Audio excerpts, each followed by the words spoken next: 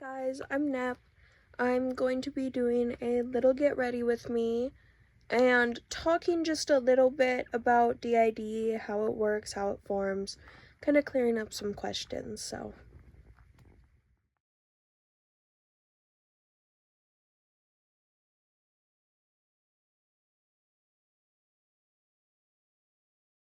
I've been doing pretty much the same look every day for a minute now, but I always start with the NYX, get out, oh my gosh, I'm almost out, the NYX Face Glue Primer. So good, keeps my makeup, keeps my makeup stuck on my face all day. So, D.I.D, it's a disorder that forms in early childhood with pretty extreme, repeated amounts of trauma, and it only forms from ages 4 to 7. I might be getting that a little off, but it's pretty close to there. Yeah, D.I.D is kind of your brain's way of protecting you from very, very traumatic stuff that children probably can't handle on their own. It's when you get traumatized that early in childhood, your brain is not fully formed, and so it splits off into fragments. And these fragments form the other alters. And so, like, I was formed during a very scary time in early childhood, and I came out to kind of help protect, the first, alter, not alter at that point, but Roxy from all of the trauma and the abuse. And then, that's just kind of how it goes. You form new alters when under a lot of stress, or just when you're having a hard time and need to kind of get some help with going through stuff. I'm more, what's the word? Like, I'm more cheerful than the rest of them, I would say. I kind of came about to just be happy-go-lucky and not really get too affected by what people say and do, which is a good thing because somebody has to be positive. Somebody in the brain has to be positive, and it's me. Yeah, D.I.D is really, like, weird, because it doesn't, even, like, me having it, right? Even to me, it's like, that does not sound real. Like, it's just such a crazy concept. And a lot of people, like, have a lot of misinformation about it, and they think, oh, it's like Split, but it's not like Split. I'm not gonna murder you. I'm a very nice person. Yeah, but one thing Split did get right is you don't remember what the other people do. So, like, if I'm not here, say Roxy's filming this video, I would have no recollection. Roxy has no recollection of me filming this video, which I think is pretty cool, because I get to do my own stuff. So now that my face is, like, tacky and sticky, I'm gonna go in with this Ardell medium brown brow pomade, because I have no eyebrows, but I want eyebrows today, so we're doing eyebrows. I basically just get this on a, let me see, this brush works. I get this on a, like, kind of circle brush. It's a thin one, though, and I just kind of dip into it real good. Get the excess off, and then I kind of just stamp the start of the eyebrow. Same with the other side. I didn't have enough on there. So then you have two little stamps. And then I kind of just drag those little stamps up and just make my little eyebrows, my little tiny eyebrows. Yeah, a lot of people, like, ask me on TikTok, when I'm fronting, they'll ask me about the piercings. And fun fact, I have no pain tolerance. Like, the rest of the alters have a pretty high pain tolerance. Like, they can handle the piercing pain. I can't do it. It hurts and I don't like it. So I had to go to the hospital one time because my anti-eyebrow was burning, like, under my skin. Like, it felt like my skin was burning, and I was like, that hurts. So my mom tried to get it out, and she put the little thingy in the little like hole because it was internally threaded. So she put the thing in the hole and pushed. Oh my God. It hurt so bad. I was screaming. She had to stop. Then, as you would expect, it got stuck in my face. And so that was traumatic, and I had to go to the hospital, and I did not have a great night.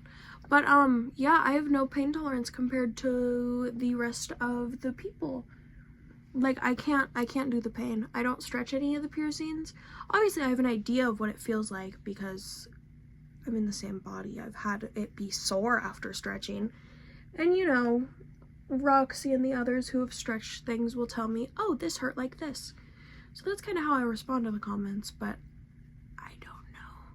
If you asked me, I would probably be like, oh, I can't do that. I'd pass out. Yeah, it's insane. It's crazy. I don't know how they do that. Which is so weird because, like, we're in the same body, but my pain tolerance is so much, like, lighter, like, less. I have a low pain tolerance. It's crazy. People don't expect that, but yeah, D.I.D is weird. So now that I have eyebrows, I'm gonna go in with this CoverGirl True Blend Matte Made L15 foundation. I just honestly just get the cheapest foundation that I find, because I don't know, I don't like have a specific foundation. I don't really like ever use the same one.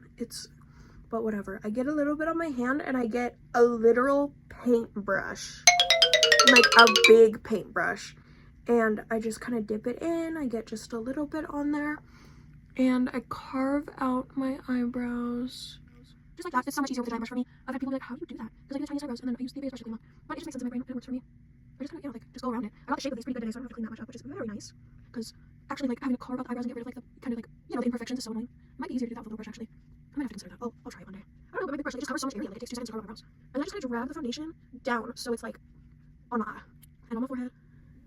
You don't want it to just, like, be clumped, like, you know, like a thick layer around the eyebrows. Because then when you go in with the Beauty Blender, it will get on the eyebrows where you don't want it to, and it will not look very nice. You don't have to blend it that crazy, because I'm gonna go in with more foundation in a second. After I carve, I usually just go in all the spots I missed. Eyebrows are all done. Now I'm just gonna literally paint my face with the paintbrush and foundation. It usually looks better, at least for me, when I do a thin layer, like with a brush, and then I go in with the Beauty Blender. That's usually what makes my foundation look smooth and nice. I love my paintbrush. And then, since you're doing such a thin layer, you kind of gotta go in and blend as you go, just so it doesn't get all dry and, what's it called, like dry, and it just kind of, you have lines on your face, it's all streaky. And I use my foundation as kind of an eyeshadow base, so I put it on the lids too, and it just makes my eyeshadow stick better.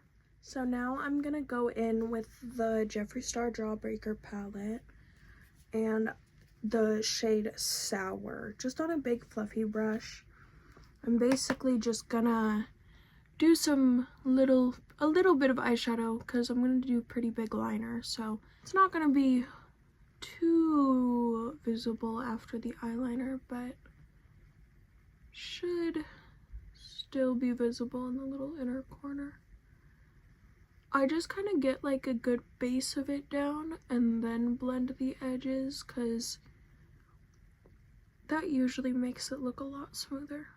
And then like that, you got eyeshadow. And then I'm gonna go in with, what is it, Jawbreaker from the Jawbreaker palette.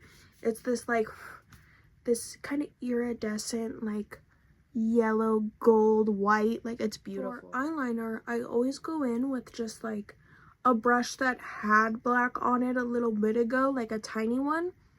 And I just kind of sketch out the shape I want for my eyeliner. Just with the little brush, helps it kind of come out better, because I already know what shape it's going to be. And you just gotta trace. I only put foundation on the top half of my face so that if there's any fallout from my eyeshadow or I mess up my eyeliner, I can just kind of, without ruining my whole base. And it's very helpful for me because I have to fix up my makeup a lot. So, kind of helps me get it more precise. Because I don't know about you guys, but if I ever have a full face on and I'm trying to do eyeliner or eyeshadow and then I mess it up, it's so bad. It's so sad because like I just did all of that and now I have to wipe off the eyeliner or eyeshadow and I have to fix it and it's gonna look worse than before.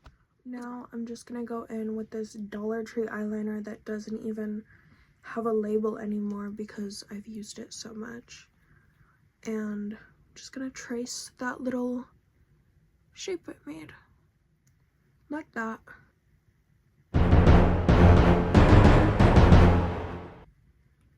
I can't breathe when I do eyeliner and sometimes like I hate not breathing while doing eyeliner. I don't even breathe when I'm watching someone do eyeliner. See, I breathed, and that's why it looks terrible. Can't breathe. You know what I love about being alternative? If I mess up my eyeliner and I make it really big, it doesn't even matter. People are just like, oh yeah, that makes sense.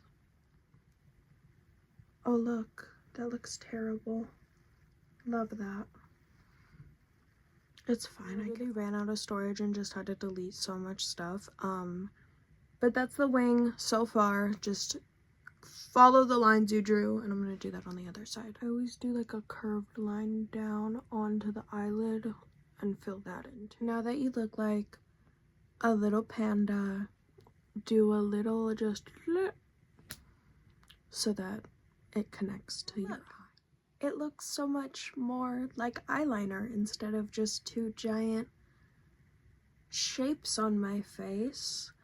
Now I'm just gonna foundation the rest of my face. Same way I did the forehead and everything. I haven't been doing contour, but I have been doing blush. I use this NYX eyeshadow in LOL, and it's like that perfect orange corally like blush shade.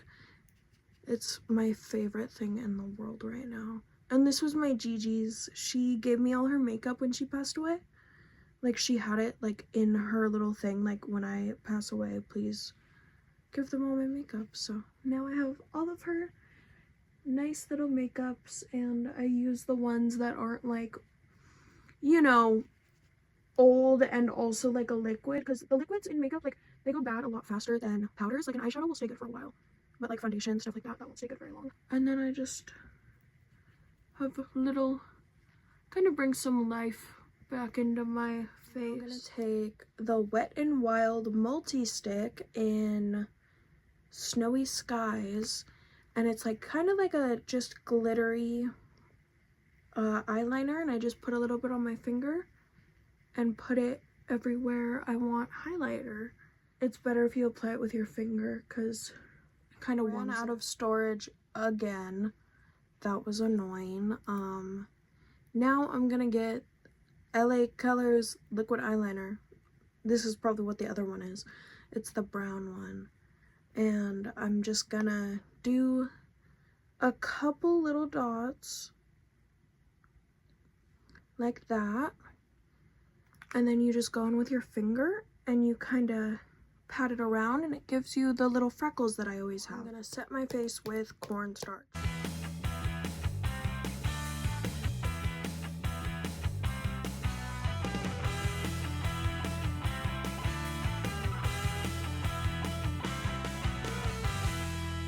I'm gonna go clean off all my piercings and put on lashes, and I'll be back. Here is the finished makeup look. I put some green on my waterline and put Aquaphor on my lips, and that's the whole look. If you stayed till the end of the video, thank you so much. Maybe like the video and subscribe or whatever they say, and I'm gonna have all my other socials right here so you can go follow. Bye.